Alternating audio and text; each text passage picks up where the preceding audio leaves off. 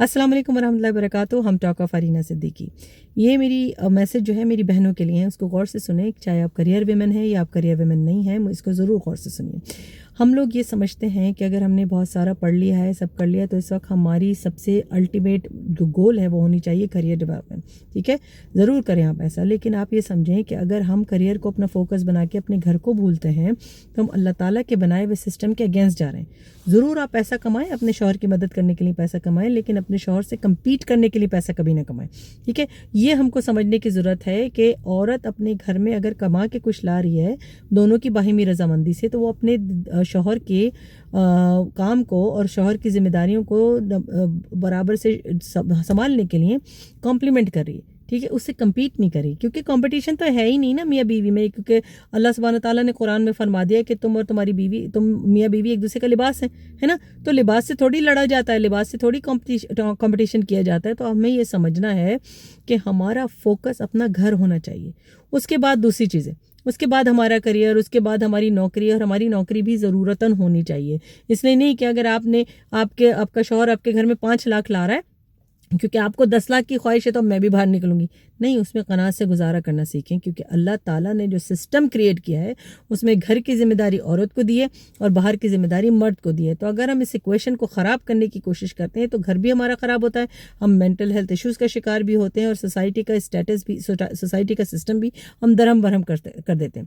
تو ہمیں یہ سمجھنا چاہیے کہ عورت کی 2 بھاری ذمہ داریاں ہیں جو اللہ تعالیٰ نے ڈالی ہیں. سب سے پہلے تو ایک عورت کی حیثیت سے اپنی اور اپنے بچوں کی پروٹیکشن, ماں کی حیثیت سے, بیوی کی حیثیت سے اپنے اور اپنے بچوں کی پروٹیکشن, گھر کے اندر ان کی کس کی چیز کی پروٹیکشن, دین کی پروٹیکشن. ٹھیک ہے, ان کو ایک اچھا مسلمان بنانے کی ان کی ذمہ داری ہے. ٹھیک ہے, دوسری پروٹیکشن کیا ہے ان کی, کہ گھر کو سنبھال کے بیٹھنے کی, گھر میں کوئی غلط چیز نہ آ جائے, گھر میں کوئی غلط انفلوئنس نہ آ جائے, گھر میں کوئی خرابی نہ آ جائے. ٹھیک ہے, باہر کما کے لانے کی ذمہ داری عورت کی بالکل نہیں ہے. اگر آپ اپنے شوہر کی رضامندی سے, اپنے شوہر کے ساتھ میوچل انڈرسٹینڈنگ کے ساتھ دونوں باہر کماتے ہیں, پھر بھی آپ کی ٹاپ پرائیورٹی آپ کا گھر ہونا چاہیے.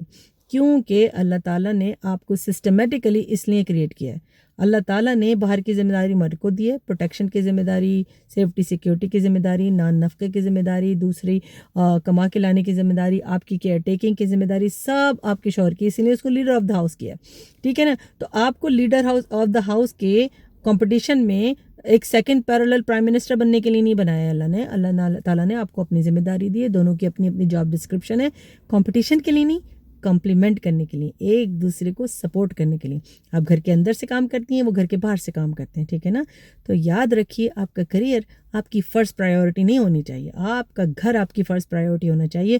آپ کے بچوں کی صحیح نشوونما, مینٹلی, فزیکلی, ایموشنلی, ہر چیز کی ذمہ داری آپ کی ہے.